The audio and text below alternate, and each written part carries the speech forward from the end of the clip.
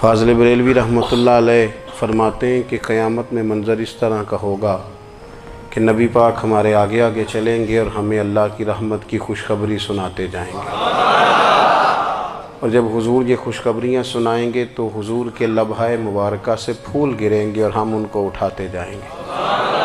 فرماتے ہیں خود تو وہ تھوڑی دیر کے لیے روئیں گے اللہ کی بارگاہ میں کہ یا اللہ انہیں معاف کر دے، خود روئیں گے لیکن ہمیں ہنسا دیں گے۔ پیش حق مجدہ شفاعت کا سناتے جائیں گے، آپ روتے جائیں گے پر ہم کو ہنساتے جائیں گے۔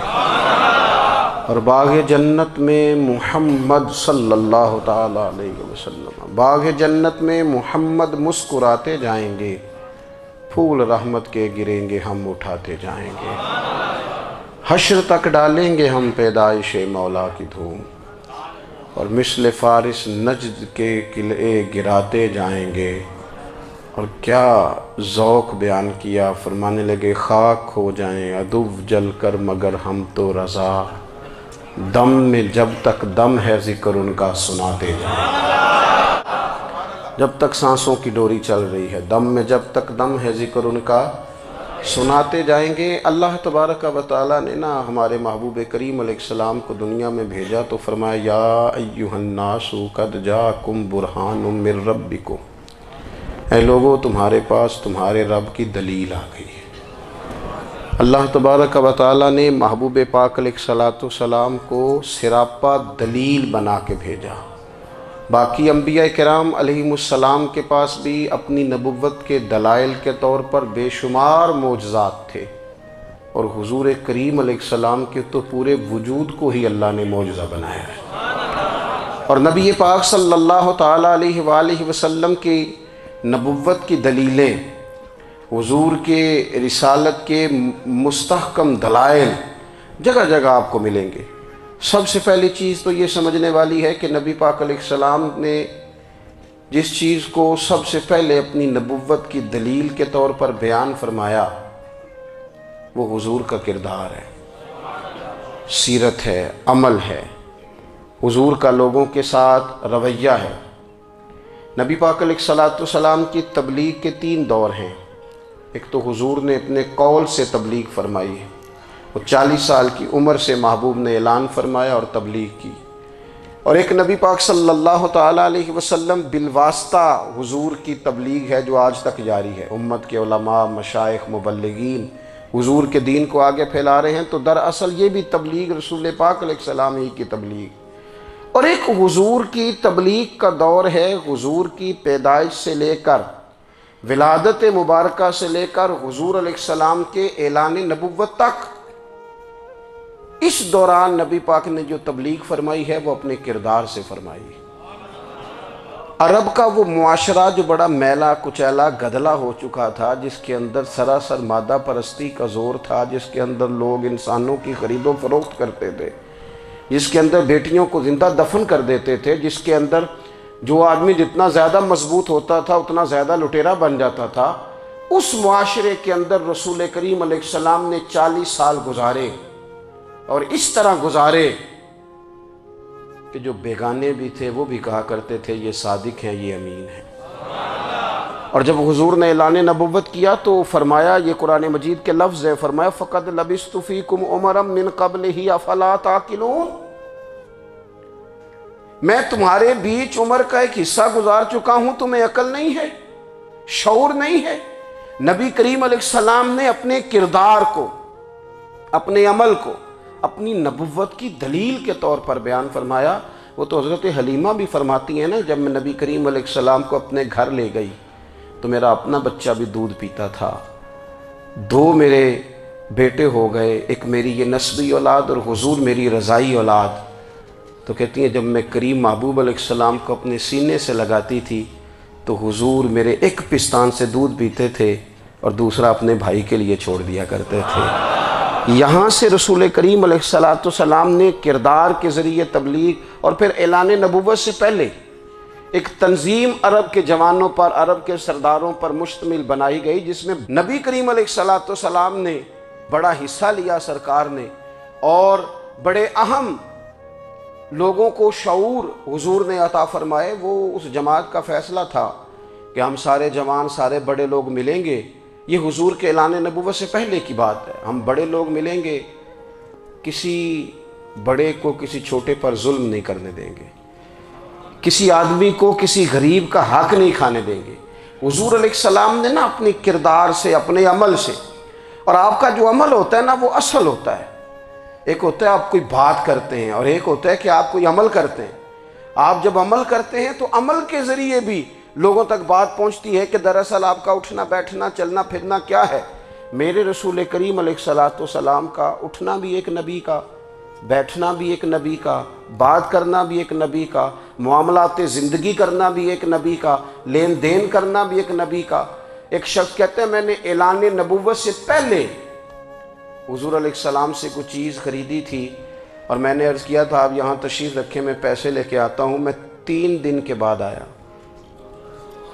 دیکھو یہ بات کرنی کتنی آسان ہے، بولنی کتنی آسان ہے، پر 3 دن یہاں میرے بھائی کو کسی شخص کو 2 گھنٹے انتظار کرنا پڑ جائے تو لوگ کہتے ہیں الانتظار اشد من القتل، یہ تو قتل سے زیادہ تکلیف والا معاملہ ہے منتظر رہنا کسی کا۔ کہتے 3 دن کے بعد میں آیا تو میرے رسول کریم وہیں تشریف فرمایا، بس اتنا فرمایا یار تم نے مجھے بڑی تکلیف میں ڈال دیا، 3 دن ہو گئے یہاں رکے ہوئے۔ تو حضور نے اپنے کردار کو، اپنے عمل کو، اپنے معاملات کو سب سے پہلے اپنی نبوت کی دلیل کے طور پر پیش کیا۔ کسی نے کیا خوب کہا تھا کہ جو تیری جان کے دشمن ہیں وہ بھی کہتے ہیں، وہ جو تیری جان کے دشمن ہیں، بظاہر تو آئے ہیں نا ہجرت کی رات جان لینے، لیکن امانتیں حضور کے گھر میں رکھی ہوئی ہیں، امانتیں کاشانہ نور پہ پڑی ہیں۔ وہ جو تیری جان کے دشمن ہیں وہ بھی کہتے ہیں کہ امین تو ہے اور صداقت کی آبرو تو ہے، امین بھی تو ہے، صداقت کی آبرو تو ہے۔ تو پہلے کردار، پھر دوسری بات، اللہ تعالیٰ نے اپنے محبوب علیہ السلام کو اپنا مطلق نائب بنا کر، اپنا محبوب اعظم بنا کر، ویسے ہی سارے انسانوں کے بارے میں کہا وَإِذْ قَالَ رَبُّكَ لِلْمَلَائِكَةِ إِنِّي جَاعِلٌ فِي الْأَرْضِ خلیفہ، میں زمین میں اپنا نائب بنانے والا ہوں۔ لیکن حضور علیہ السلام تو محبوب ہے نا، حضور کی نیابت تو محبوبیت کے درجے پر فائز ہے۔ تو رسول پاک کو رب کریم نے اس طرح کا بنا کے بھیجا کہ حضرت عبداللہ ابن رواحہ رضی اللہ تعالیٰ عنہ بیان فرماتے ہیں کہ اگر حضور کوئی معجزہ نہ بھی دکھاتے، نبی کریم علیہ السلام سے کوئی اعجاز لوگ نہ بھی دیکھتے، تو محبوب کا تو چہرہ ہی اس طرح کا تھا، لوگوں نے دیکھتے جانا تھا اور کلمہ پڑھتے جانا تھا۔ لیکن باوجود اس کے میرے رسول پاک کا اعجاز یہ ہے، کمال یہ ہے کہ حضور کبھی اشارہ کر دیں تو چاند 2 ٹکڑے ہو جائے، کبھی دعا مانگ دیں تو ڈوبا ہوا سورج واپس آ جائے، کبھی محبوب گزرنے لگیں تو پتھر آپ پر سلام پڑے، کبھی حضور پہاڑ پر چڑھ جائیں تو پہاڑ وجد میں آ کر جھومنے لگے، محبوب کا کبھی نماز پڑھاتے ارادہ بن جائے تو اللہ تعالیٰ قبلے کا رخ ہی تبدیل فرما دے۔ کیا خوبصورت سوچ ہے اور کیا نظریہ دیتے ہیں بریلی کے امام۔ فرماتے ہیں اجابت کا جوڑا عنایت کا صحرا، دلہن بن کے نکلی دعائے محمد، اور اجابت نے جھک کر گلے سے لگایا بڑی ناز سے جب دعائے محمد۔ دیکھو خدا کی رضا چاہتے ہیں دو عالم، خدا چاہتا ہے رضائے محمد صلی اللہ تعالی علیہ وسلم۔ اور ایک مقام پہ فرماتے ہیں نائب دست قدرت پہ لاکھوں سلام، نائب دست قدرت پہ لاکھوں سلام۔ تو اللہ تعالیٰ نے نبی پاک صلی اللہ تعالی وسلم کو جو اعجاز۔ پھر ایک اور بات، حضور امی ہیں، دنیا میں آ کر محبوب نے کسی سے پڑھا ہی نہیں۔ میرے محبوب نے جتنا پڑھا ہے رب کریم سے ہی پڑھا ہے۔ الرحمن علم القرآن خلق الانسان، رحمان نے قرآن سکھایا پھر انسان بنایا۔ اللہ تبارک و تعالیٰ کی بارگاہ کرم سے حضور نے لیا۔ رسول کریم امی ہیں، یہ بھی حضور کی نبوت پر ایک بڑی دلیل۔ دیکھو ایک ہوتا ہے کوئی آدمی بچپن سے کسی چیز سے شغف رکھے اور جب اس کی عمر بڑی ہو جائے تو کہتے ہیں اس کا تجربہ بڑا ہو گیا ہے، یہ پہلے کچھ شعر کہتا تھا، کوئی ادبی جملہ کہتا تھا، تو اب اس کی یہ کام کرتے کرتے عمر بڑی ہو گئی ہے تو رسوخ حاصل ہو گیا۔ 40 سال کی عمر مبارک تک نبی کریم نے ایک شعر بھی نہیں کہا۔ حضور علیہ السلام نے کبھی کوئی ایسی بات، ویسے تو حضور کی ہر بات حکمت والی، لیکن جس کو عرب کے لوگ اپنے لہجے میں شاعری یا اپنے لہجے میں ادب کہتے تھے، وہ حضور نے بیان نہیں فرمایا۔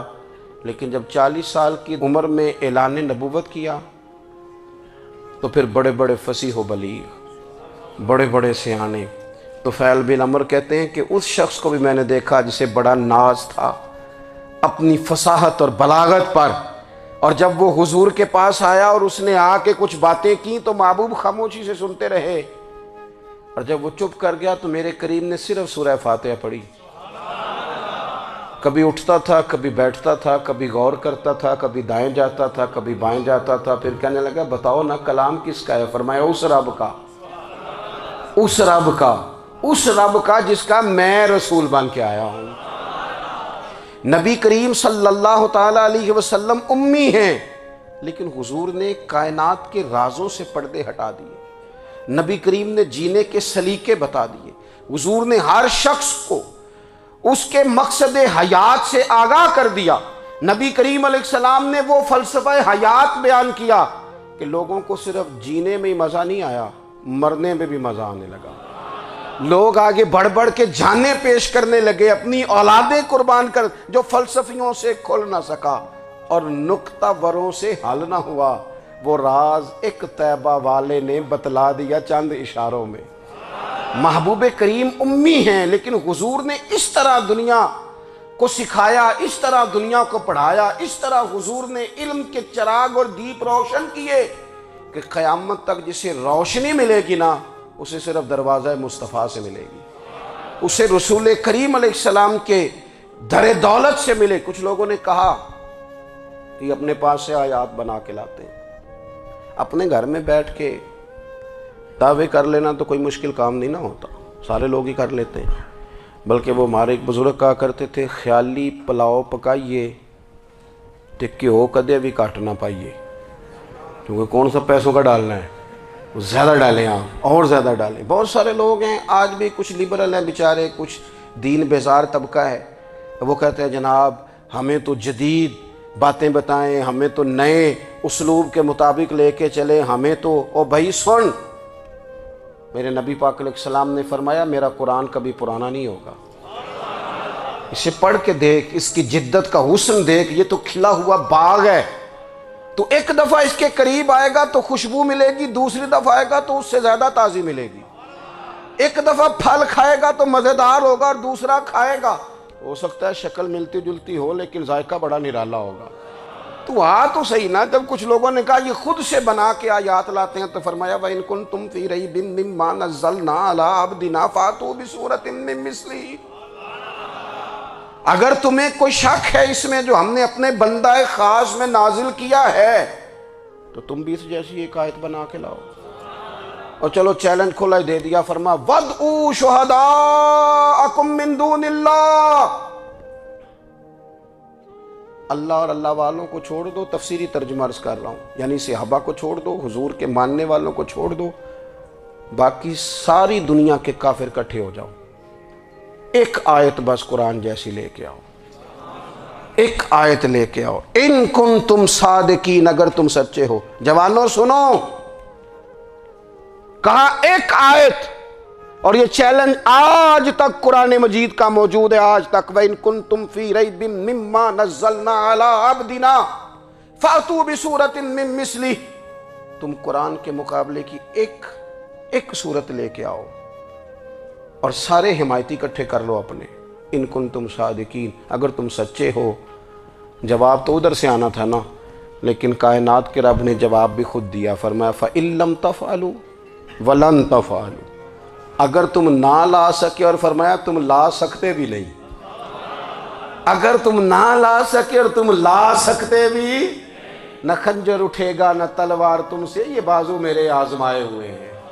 وَلَن تَفْعَلُوا، تم لا بھی نہیں سکتے، فَاتَّقُوا النَّارَ الَّتِي وَقُودُهَا النَّاسُ وَالْحِجَارَةُ، پھر اس آگ سے ڈر جاؤ جس کا ایندھن آدمی اور پتھر ہے۔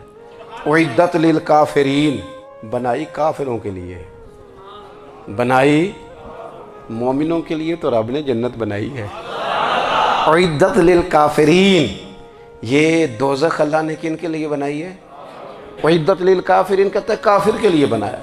تو اللہ تبارک و تعالیٰ نے میرے رسول پاک صلی اللہ تعالیٰ علیہ وسلم کو وہ کتاب عطا فرمائی، اور پھر حضور کی فصاحت و بلاغت، معرفت. دیکھو ایک ہوتا ہے گھنٹوں باتیں کرنا، ایک ہوتا ہے کئی کئی والیم پر مشتمل، کئی کئی جلدوں پر مشتمل کتب کا لکھنا، اور ایک ہوتا ہے کسی بندے کا ایک بات کرنا اور سامنے والے کی طبیعت کو اتنا جگا دینا کہ اگلی بات فوراً ہی اس کی سمجھ میں آ جائے.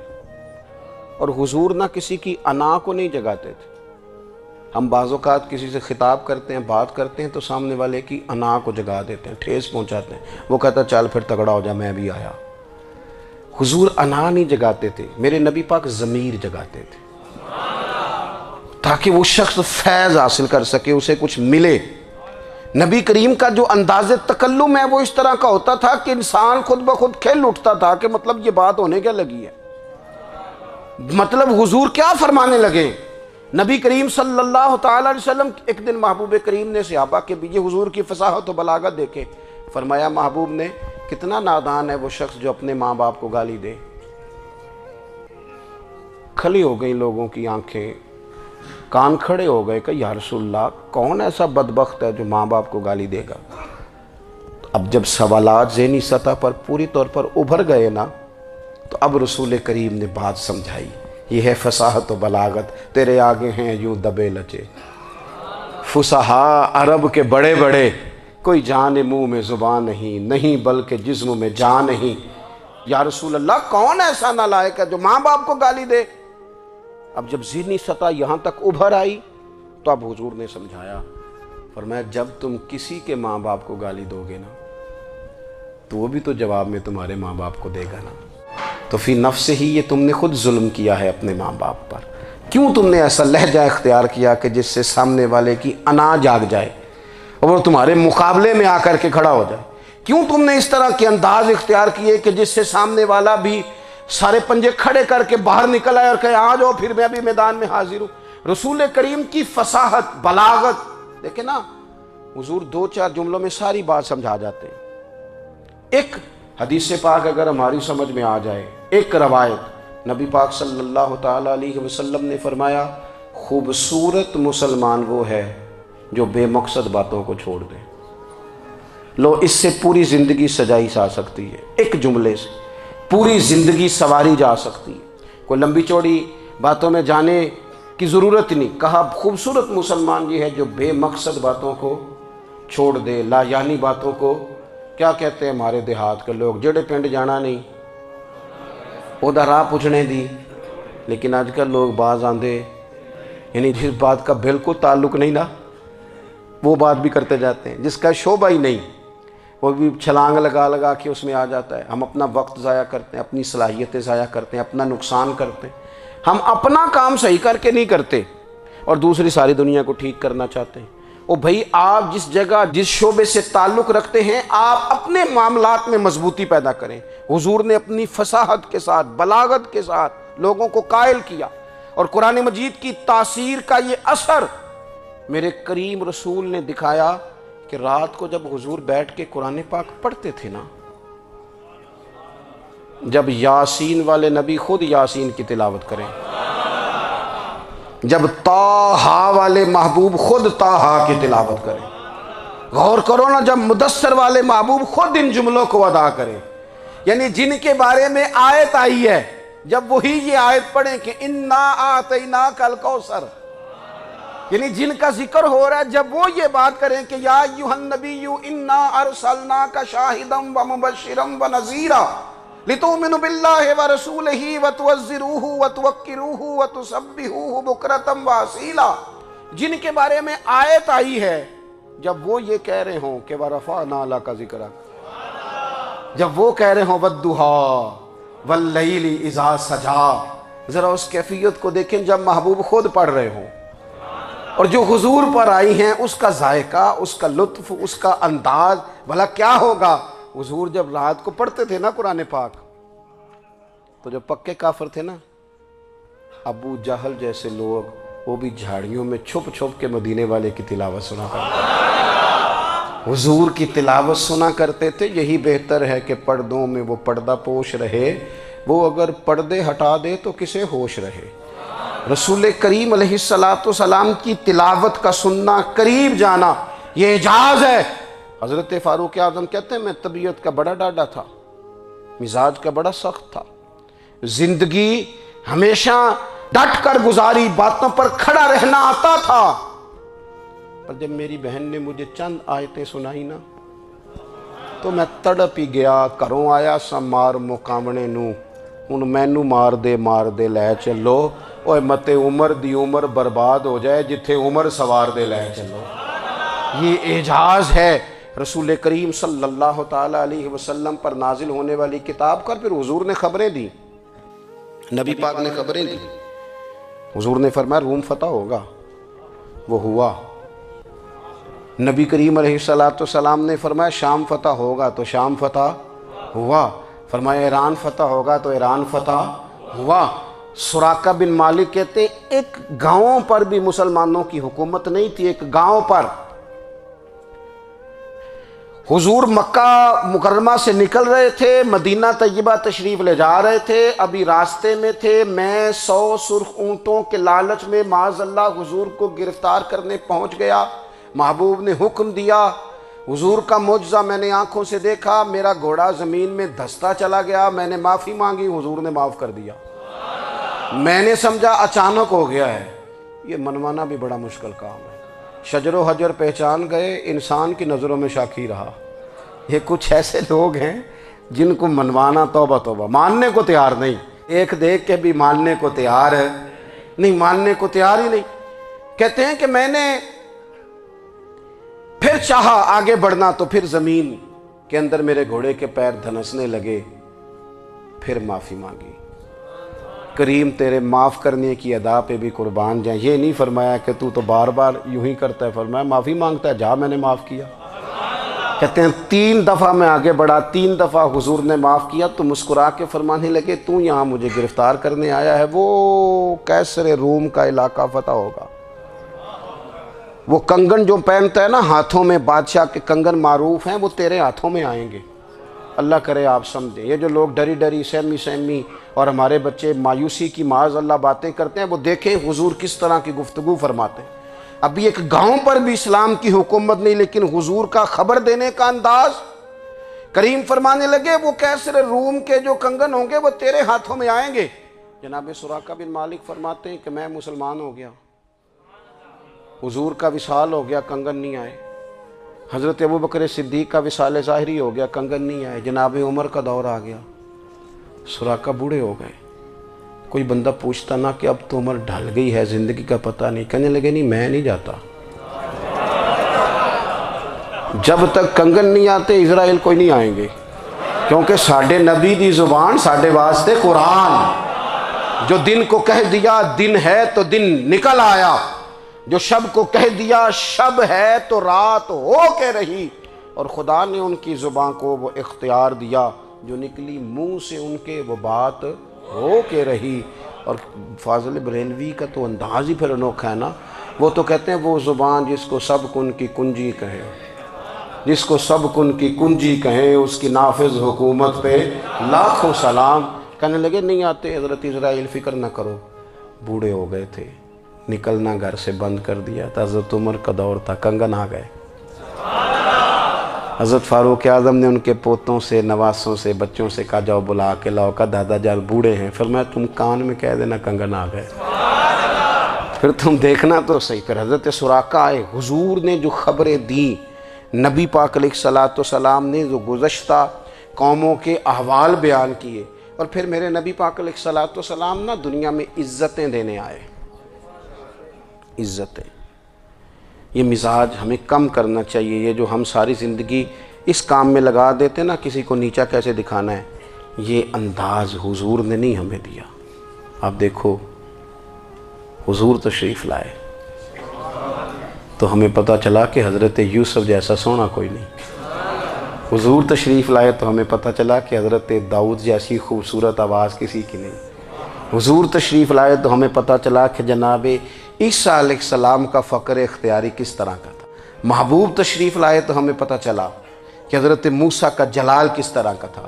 یہ تو حضور آئے تو نبی پاک علیہ السلام نے اس کی بھی عظمت بیان کی، اس کی بھی شان بیان کی۔ حضور نے بتایا کہ ابو بکر صدیق کی شان کیا ہے، فاروق اعظم کا مرتبہ کیا ہے، عثمان غنی کی حیا کیا ہے، مولا علی کی شجاعت کیا ہے، اہل بیت نبوت کی عظمت کیا ہے۔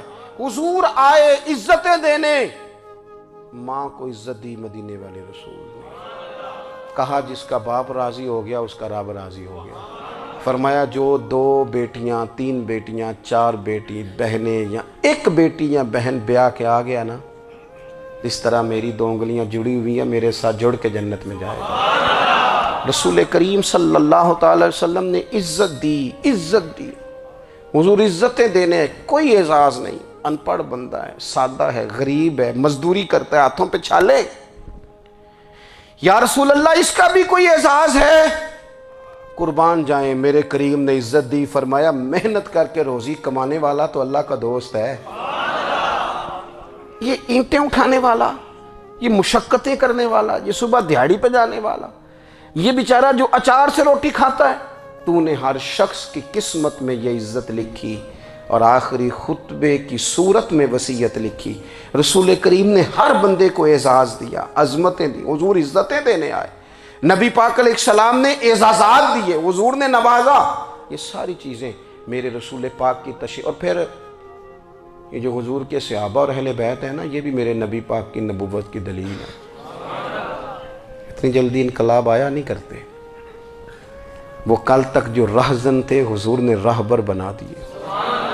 وہ لوگ جو کل تک ایک دوسرے کے گلے کاٹ کے کھاتے تھے، ایک دوسرے کو مارتے تھے، تکلیف پہنچاتے تھے، برادری ازم پہ لڑتے تھے، حضور نے بھائی بھائی بنا دیے۔ ایک پلیٹ میں کھانا کھانے لگے، سیدنا بلال حبشی، صہیب رومی، سلمان فارسی، حضور نے یوں کر کے ملا دیا۔ نبی کریم علیہ السلام نے تقسیمیں ختم کر دی دنیا میں۔ حضور کے صحابہ نے اپنا کردار اس طرح کا دکھایا، اتنا بلند کیا، اور صحابہ کرام علیہم رضوان اس کو دے کر اتنی بلندیوں پہ گئے کہ گواہیاں اللہ کا قرآن دیتا ہے۔ فرمایا محمد الرسول اللہ والذین معہ اشداء علی الکفار رحماء بینہم تراہم رکعا سجدا یبتغون فضلا من اللہ ورضوانا۔ فرمایا یہ جو میرے محبوب کے ساتھ والے ہیں کافروں پر سخت ہیں، آپس میں نرم دل ہیں، تم جب بھی انہیں دیکھو گے سجدے کرتے دیکھو گے، رکوع کرتے دیکھو گے، تم انہیں دیکھو گے اللہ کی رضا کے متلاشی ہیں۔ انہیں ساری مادہ پرستی سے نکال کر محبوب نے رب کی رضا کے رستے پہ ڈال دیا۔ میرے نبی کریم سید عالم صلی اللہ تعالیٰ علیہ وسلم کی نبوت کے دلائل کے طور پر یہ ساری چیزیں آئیں۔ بس میں بات سمیٹنے لگا ہوں۔ حضور کا جو اخلاق ہے نا، وہ بھی نبی کریم علیہ السلام کی نبوت کی بہت بڑی دلیل ہے۔ وَإِنَّكَ لَعَلَىٰ خُلُقٍ عَظِيمٍ۔ محبوب ہم نے آپ کو نا خلق عظیم کا مالک بنایا ہے۔ کچھ لوگ سمجھتے ہیں صرف آپ کا بولنے کا انداز ٹھیک ہو تو آپ با اخلاق ہیں۔ نہیں بھائی، بولنے کا انداز ٹھیک ہونا با اخلاق نہیں، سچ بولنا اخلاق کی علامت ہے۔ آپ کا حق بات کرنا اخلاق ہے، آپ کا صحیح گواہی دینا اخلاق ہے، آپ کا اللہ تعالیٰ کی طرف سے آزمائش آنے پر صبر کا مظاہرہ کرنا اونچا اخلاق ہے۔ رب نعمت دے تو آپ کا وجود ڈھلتا جائے شکر میں، یہ اخلاق ہے۔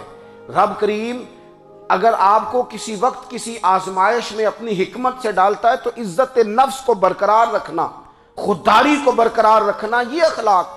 نبی پاک نے اعلیٰ ترین اخلاق کی بات بتائی، اعلیٰ ترین۔ حضور نے لوگوں سے بیعت لیتے وقت کہا تھا میرے ہاتھ پر بیعت کرو، چوری نہیں کرو گے۔ نبی پاک علیہ السلام نے مختلف امور پر بیعت لی۔ حضرت حکیم بن حزام کہتے ہیں حضور نے میرے ہاتھ پہ ہاتھ رکھ کے کہا میرے ہاتھ پہ ہاتھ رکھ کے بیعت کرو کہ کسی دنیا دار سے سوال نہیں کرو گے، خودداری سے زندگی گزارو گے، عزت نفس سے، جو رب نے تمہیں دیا ہے تم اس پر راضی رہو گے۔ لوگوں کی جیبوں کو ٹٹولنا، دوسروں کی دولتوں پہ راج کرنا، دوسروں کے مال پر نگاہیں ڈالنا، اللہ کے حبیب نے پسند نہیں فرمایا۔ فرمایا بیعت کرو کہ تم کبھی کسی سے سوال نہیں کرو گے، حد ہو گئی۔ نبھانے والوں نے پھر اس عہد کو نبھایا اور کمال کر دی۔ حضرت حکیم بن حزام گھوڑے پہ بیٹھے تھے، ہاتھ میں درہ تھا، وہ زمین پہ گر گیا، قریب غلام کھڑا تھا۔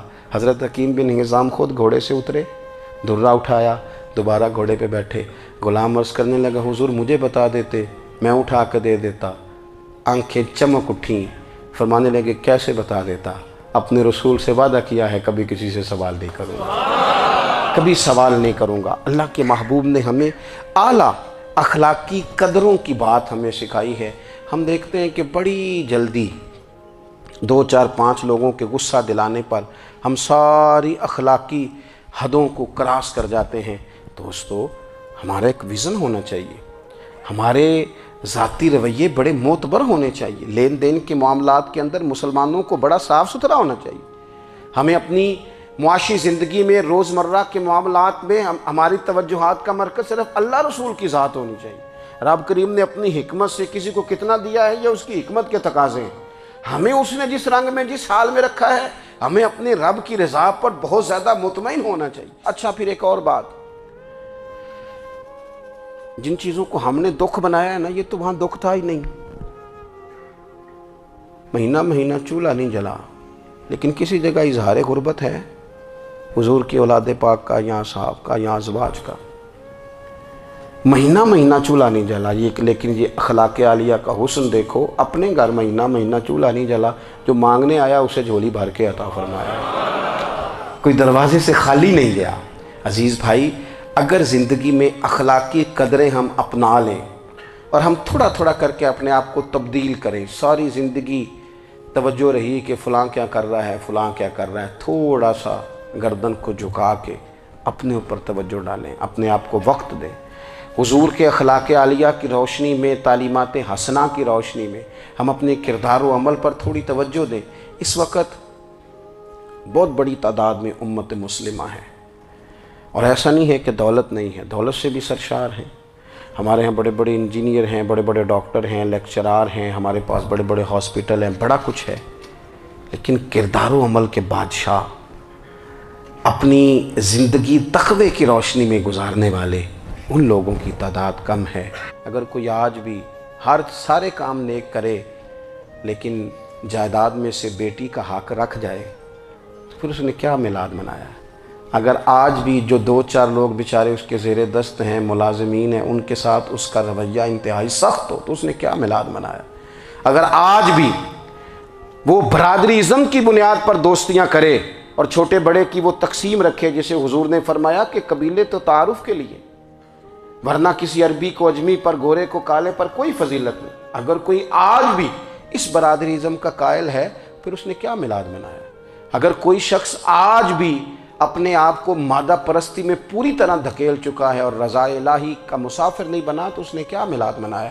اپنی طبیعتوں میں روحانی تبدیلی اور وہ خاص افکار جو حضور اپنے غلاموں میں پیدا فرماتے ہیں، ان افکار کو پیدا کرنا، سوچوں کو بدلنا، سوچوں کو، نظریات کو بدلنا، اپنے روزمرہ کے معاملات کا جائزہ لینا کہ ہم کس طرح آگے بڑھ سکتے ہیں اور کس طرح ہم ایک بہترین امتی اور ایک بہترین مسلمان بن سکتے ہیں، اس پر توجہ دینا، یہ میلاد ہمیں سبق دیتا ہے۔ اللہ تعالیٰ مجھے اور آپ کو عمل کی توفیق عطا فرمائے۔ آخر دعوایا ان الحمدللہ۔